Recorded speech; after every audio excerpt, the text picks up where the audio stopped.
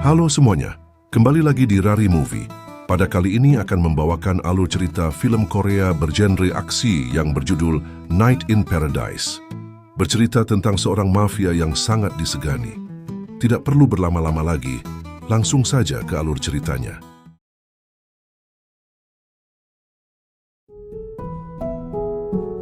Cerita dimulai dengan seorang karakter bernama Park Tae-go, yang merupakan anggota mafia yang paling disegani. Dirinya bekerja di bawah Presdir Jang. Meskipun banyak organisasi mafia lain yang ingin merekrutnya, Tae-go menolak karena alasan loyalitas. Sebagai sosok yang diandalkan, jabatan Tae-go sangat serius, dan anggota tim lainnya menunjukkan loyalitas tinggi kepadanya.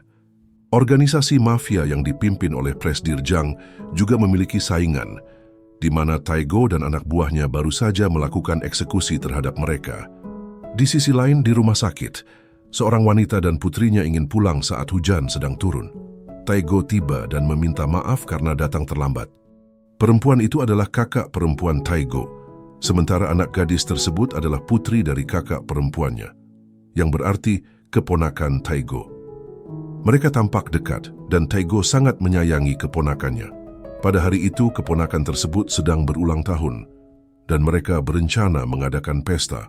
Namun Tae-go tidak bisa tiba tepat waktu, tetapi ia berjanji akan hadir di pesta ulang tahun keponakannya. Tae-go memberikan hadiah dan kemudian mereka berpisah. Sebelum kembali menemui Presdir Jang, Tae-go pergi bertemu dengan dokter yang merawat kakaknya yang sedang sakit dan memerlukan donor organ tertentu. Namun, karena DNA mereka berbeda, pendonoran tidak dapat dilakukan. Ternyata, kakaknya merupakan saudara tiri Tae-go, karena mereka memiliki ayah yang berbeda. Saat Tae-go merenungkan keadaan kakaknya, tiba-tiba ponselnya berdering menerima panggilan masuk, yang mengabarkan bahwa mobil yang ditumpangi kakak dan keponakannya mengalami kecelakaan. Saat di lokasi kejadian, Tae-go pun tidak bisa berbuat apa-apa. Ia hanya duduk terdiam mengamati puing-puing kecelakaan mobil yang menewaskan kakak dan keponakannya. Pada hari pemakaman, semua anggota mafia hadir, termasuk pemimpin mereka Presdir Jang.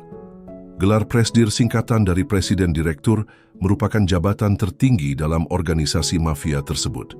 Presdir Jang ikut berkabung atas meninggal keluarga terakhir yang dimiliki oleh Tae-go.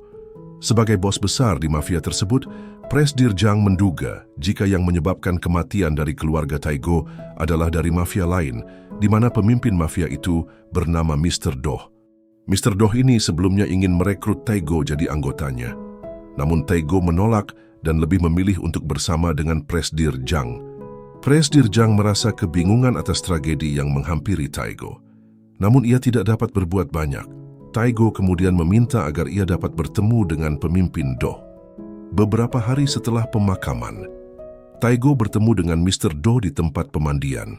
Mr. Doh menyampaikan rasa belasungkawanya atas kematian keluarga Tae-go dan menyatakan bahwa melibatkan keluarga dalam perselisihan adalah tindakan pengecut. Mr. Doh juga marah mendengar berita itu dan bertekad untuk menangkap pelaku yang membunuh kakak Tae-go dan keponakannya. Namun Tae-go menolak, karena ia merasa semua itu telah berlalu dan berusaha untuk merelakan kepergian keluarganya. Sementara itu, Tae-go meminta izin untuk membersihkan tubuhnya. Mr. Doh, yang diawasi ketat oleh anak buahnya, meminta mereka untuk tetap tenang dan tidak perlu khawatir. Saat di luar, Tae-go ternyata mengambil pisau, dan tiba-tiba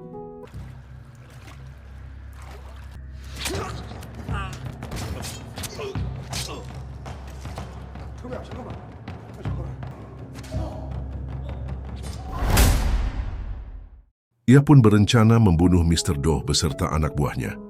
Setelah itu, Tae-go pun kabur melalui jendela tanpa busana dan menaiki mobil. Pada hari berikutnya, Tae-go bertemu dengan Presdir Jang yang kini menghargai tindakan yang telah dilakukannya. Tae-go bahkan tidak mengalami luka sama sekali. Karena tugas untuk menghabisi Mr. Doh telah selesai, Presdir Jang memberikan uang dan kartu identitas baru agar Tae-go dapat pergi sementara waktu untuk bersembunyi. Tae-go akan bersembunyi sampai situasi sudah lebih tenang. Ia berencana pergi ke Pulau Jeju selama seminggu, dan setelah itu baru melanjutkan perjalanan ke Rusia. Presdir Zhang lalu mengucapkan terima kasih ke Taigo karena dengan membunuh Mr. Do, Taigo telah menyelamatkan geng mereka. Setelah itu, Presdir Zhang mencari masalah lainnya dengan menginstruksikan bawahannya untuk membunuh pimpinan mafia yang sama.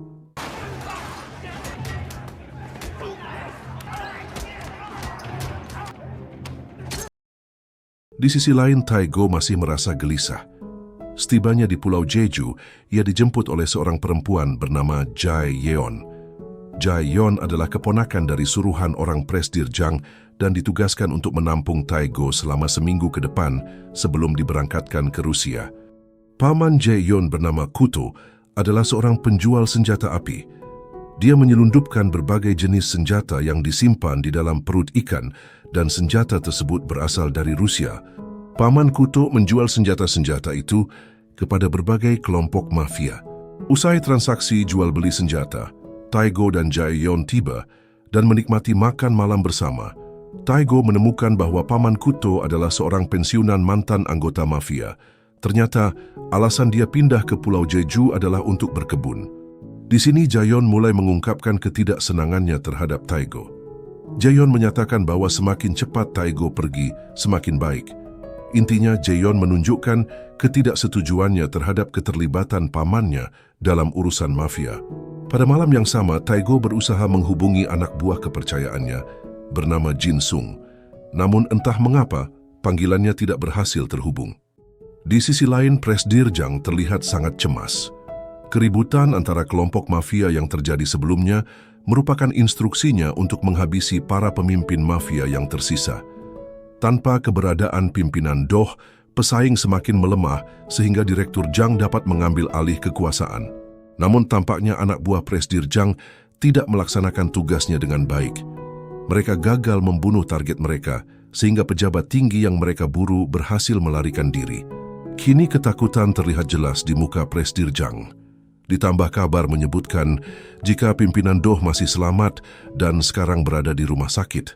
Presdir Zhang kemudian menerima telepon dari tokoh penting yang mereka targetkan, yaitu Direktur Ma.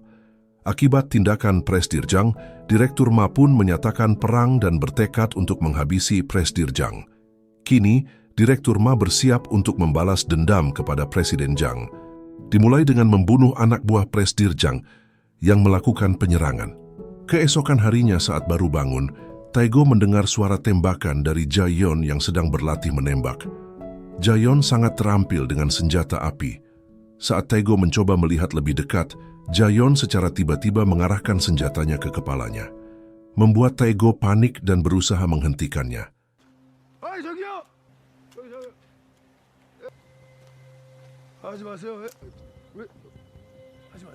Namun ketika mendekat, ternyata peluru di pistol tersebut sudah habis.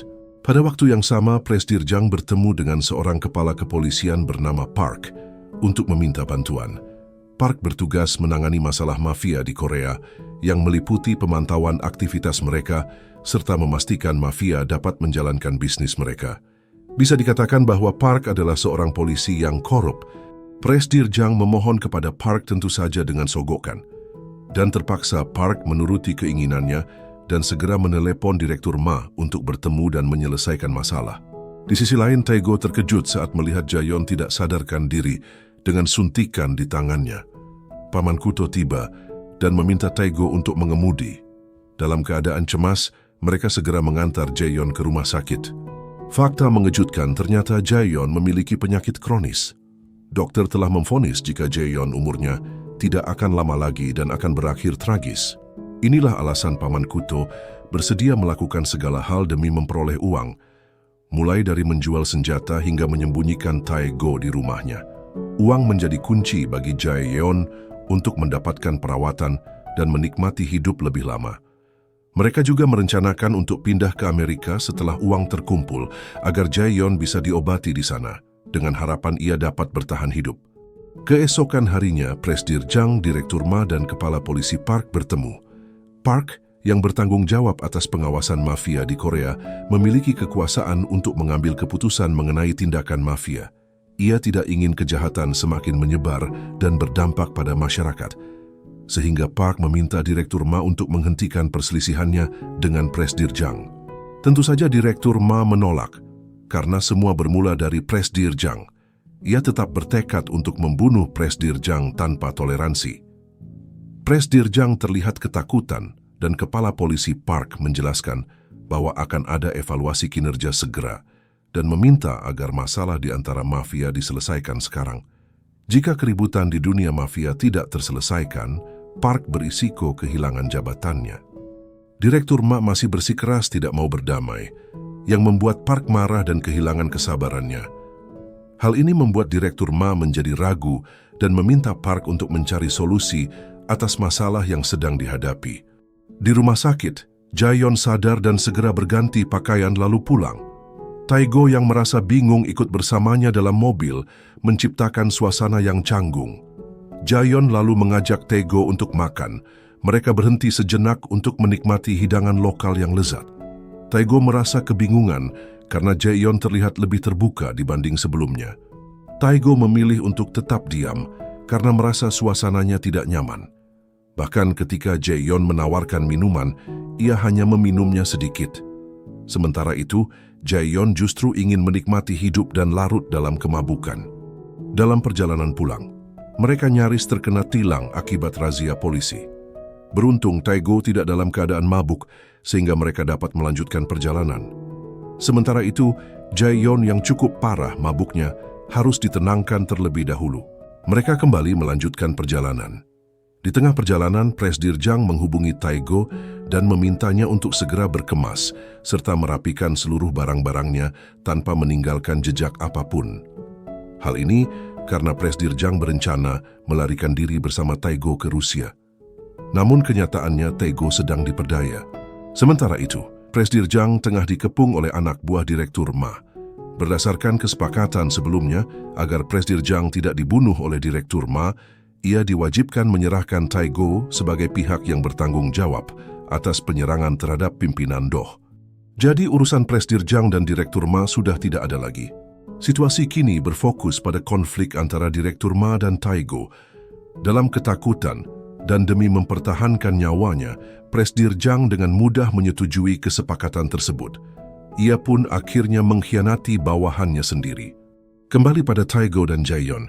Kali ini Jae-yeon mulai berinisiatif, membuka percakapan dengan menanyakan kasus apa yang tengah dihadapi oleh Tae-go hingga membuatnya terpaksa bersembunyi. Namun Tae-go tidak mau bercerita masalahnya, hingga membuatnya cukup kesal karena Jae-yeon banyak bertanya. Sementara itu di kediamannya, Paman Kuto kembali melakukan penjualan senjata kepada kelompok mafia. Saat mereka sedang melakukan transaksi, tiba-tiba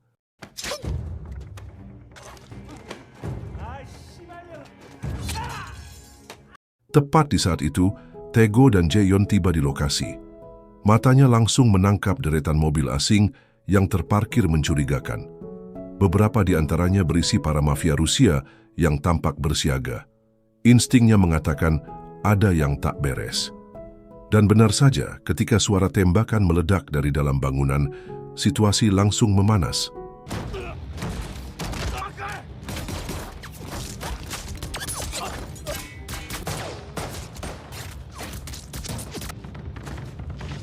Mendengar keributan tersebut, Jae-yeon segera bergegas masuk ke dalam untuk memeriksa situasi.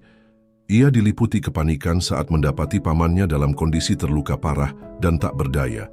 Ketika Jae-yeon menangis terseduh di samping pamannya yang tengah sekarat, pimpinan kelompok mafia segera memerintahkan anak buahnya untuk menghabisinya. Beruntung, pada saat yang kritis tersebut, Tae-go tiba dan berhasil menyandera pimpinan mafia, mencegah tindakan fatal yang nyaris terjadi.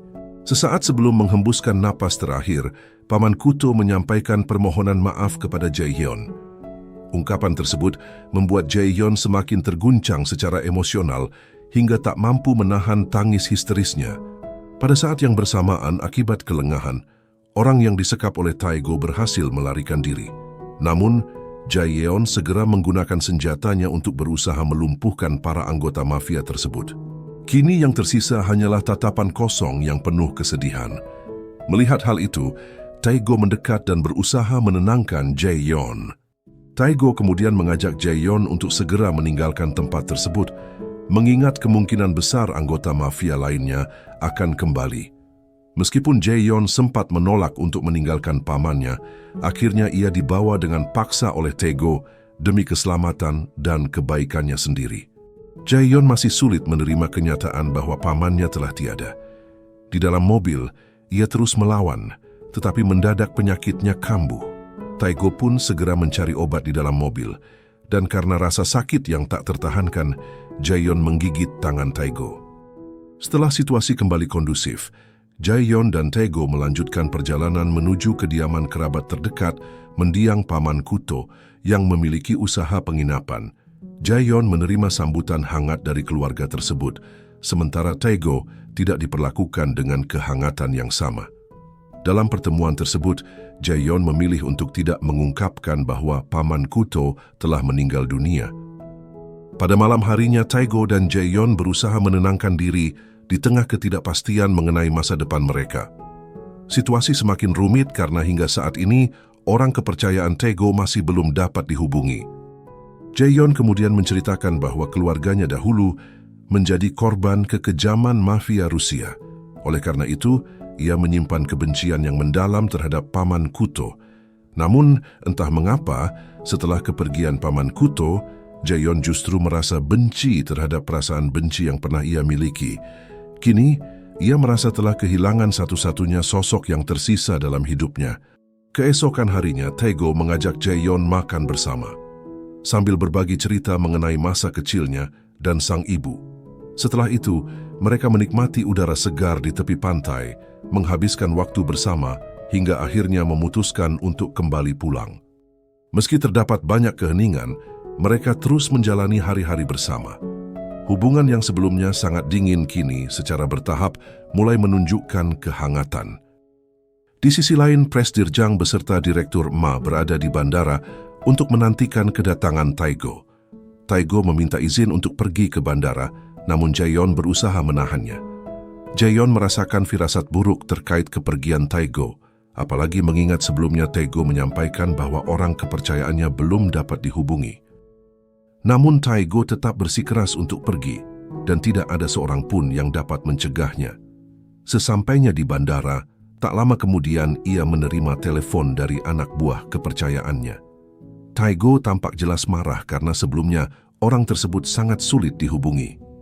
Dalam percakapan itu, anak buah Tae-go mengungkapkan bahwa Presdirjang telah mengkhianati dirinya beserta seluruh timnya. Tae-go kemudian melihat Presdirjang dan Direktur Ma berjalan bersama dengan pengawalan yang cukup ketat. Sambungan telepon pun tiba-tiba terputus dan Tae-go segera berusaha menyembunyikan dirinya. Pada saat yang bersamaan, Presdirjang melihat keberadaan Tae-go, yang kemudian Tae-go segera melarikan diri. Anak buah Direktur Ma pun langsung melakukan pengejaran. Situasi di bandara pun berubah menjadi ricuh akibat perkelahian dan aksi kejar-kejaran pun tak terhindarkan.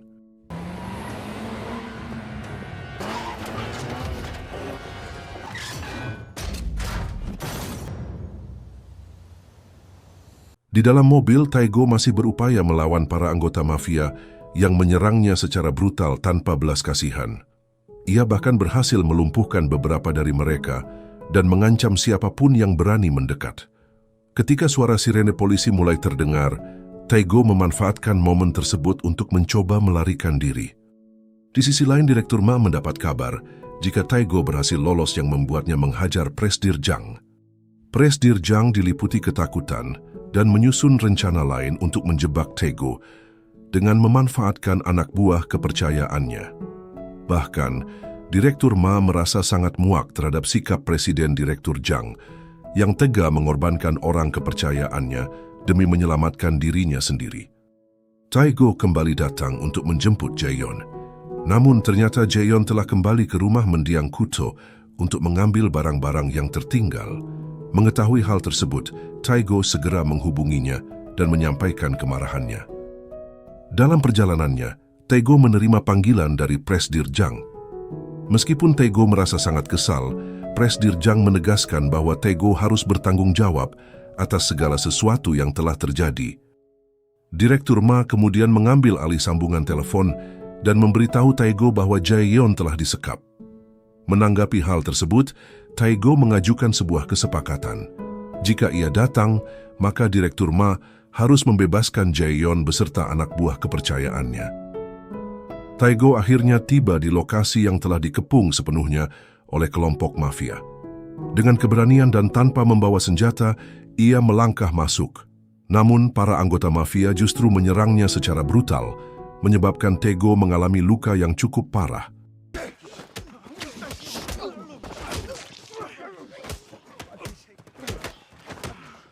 Dalam kondisi yang sudah terluka parah, Tae-go diseret masuk ke dalam ruangan. Ia terlebih dahulu memastikan kondisi Jae-yeon, lalu menagih janji Direktur Ma untuk membebaskan Jae-yeon serta anak buah kepercayaannya. Namun, ketika mencoba menghubungi orang kepercayaan Tae-go, terungkap bahwa pada saat yang sama, orang kepercayaan Tae-go sedang dalam upaya pembunuhan atas perintah langsung dari Presdir Jang. Hal ini mengejutkan Direktur Ma yang kemudian mempertanyakan tindakan tersebut. Presdir Jang kemudian mengatakan, jika cepat atau lambat orang kepercayaan Tae-go juga akan tetap mati. Membiarkannya hidup malah akan membuat masalah menjadi rumit ke depannya. Direktur Ma merasa sangat kecewa karena Presdir Jang tidak menepati janjinya. Ketika Direktur Ma berniat untuk menghabisi Presdir Jang segera memohon ampun dan menyatakan jika Inspektur Park mengetahui segalanya, akan menyebabkan kekacauan besar di dunia mafia. Kini sifat asli Presdir Jang terbongkar yang membuat Tae-go kesal karena merasa direndahkan martabatnya. Sebagai bos mafia, Presdir Jang lalu menghajar Tae-go yang sudah lemah. Direktur Ma mencoba menghentikan kegilaan Presdir Jang dengan luka Tae-go yang semakin parah. Direktur Ma kemudian menjelaskan kepada Tae-go bahwa ia telah menyelidiki siapa dalang di balik kecelakaan yang menewaskan kakak dan keponakannya. Hasil penyelidikan tersebut mengungkapkan bahwa pelaku bukan berasal dari kelompok mafia yang dipimpinnya, melainkan Presdir Jang sendiri, yang secara sengaja telah menghabisi satu-satunya keluarga yang dimiliki Tae-go. Alasan di balik tindakan tersebut adalah karena Tae-go dianggap sebagai sosok yang sangat kompeten dan berpotensi direkrut oleh berbagai kelompok mafia. Apabila Tae-go keluar dari organisasi, besar kemungkinan para anak buahnya juga akan mengikuti jejaknya. Dengan demikian, Presdir Jang tidak akan memiliki siapapun lagi yang berpihak padanya. Presdir Jang menyusun sebuah skenario untuk memanipulasi Tae-go agar membunuh pimpinan Do, yang telah difitnah olehnya sebagai dalang di balik kecelakaan yang menewaskan kakak dan keponakan Tae-go. Setelah mengetahui semuanya, Tae-go dengan emosi yang memuncak menghajar Presdir Jang tanpa ampun dan bahkan ingin membunuhnya saat itu juga. Namun, Direktur Ma ingat akan janjinya kepada Inspektur Park, jadi mereka hanya boleh menghabisi Tae-go dan tidak boleh ada lagi perselisihan setelah itu. Sehingga Direktur Ma membantu memberikan pisau ke Presdir Jang. Dengan pisau itu Presdir Jang menusuk tubuh Tae-go. Tapi meski begitu, Tae-go masih memiliki semangat untuk menghabisi Presdir Jang. Tae-go ingin agar dirinya dan Presdir Jang meninggal bersama. Tapi anak buah Direktur Ma menyelamatkan Presdir Jang. Karena Tae-go lah yang mencoba menghabisi pimpinan Do, maka satu persatu geng mafia tersebut menusukkan pisau ke tubuh Tae-go. Dengan aksi tersebut membuat Jae-yeon jadi semakin histeris dan kini mendekat ke Tae-go yang sudah kritis. Presdir Jang dibiarkan tetap hidup sesuai dengan kesepakatan yang telah dibuat bersama Inspektur Park. Setelah itu, ia bangkit dan melancarkan serangan terakhir untuk menghabisi Tae-go sebagai eksekusi penutup. Kini segalanya telah berakhir. Direktur Ma menepati janjinya kepada Tae-go dengan membebaskan Jae-yeon. Namun Presdir Jang bersikeras ingin menghabisi Jae-yeon juga. Sikap tersebut membuat Direktur Ma geram hingga akhirnya ia memerintahkan anak buahnya untuk mengusir Presdir Jang dari hadapannya. Setelah itu mereka menghilangkan jejak dengan membakar tempat tersebut. Api menyambar dan menghabiskan semuanya. Kini, Jae-yeon benar-benar hidup seorang diri, tanpa ada satupun orang yang masih berada di sisinya. Pada keesokan harinya, ia memperoleh informasi mengenai keberadaan kelompok mafia yang masih berada di Pulau Jeju. Dengan mengendarai motornya, Jae-yeon menuju lokasi di mana para anggota mafia berada. Ia kemudian masuk ke sebuah restoran dan segera mengunci pintu dari dalam. Salah satu pria berusaha menahan pintu sambil menggoda Jaeyon untuk bergabung makan bersama, yang disambut gelak tawa oleh anggota mafia lainnya. Tanpa banyak bicara, lalu tiba-tiba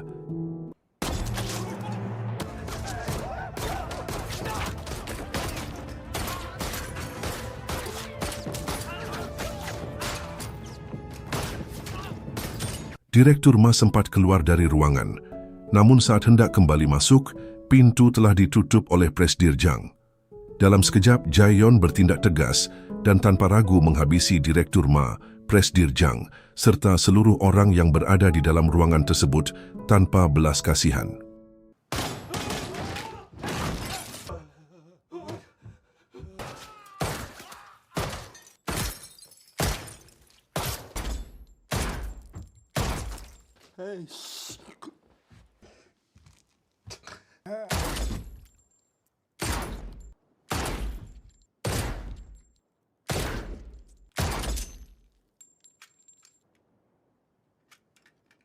Jaeyon pergi meninggalkan tempat tersebut yang sudah berlumuran darah. Ia pergi ke tepi pantai menikmati sisa hidupnya sambil tersenyum. Dan film pun berakhir.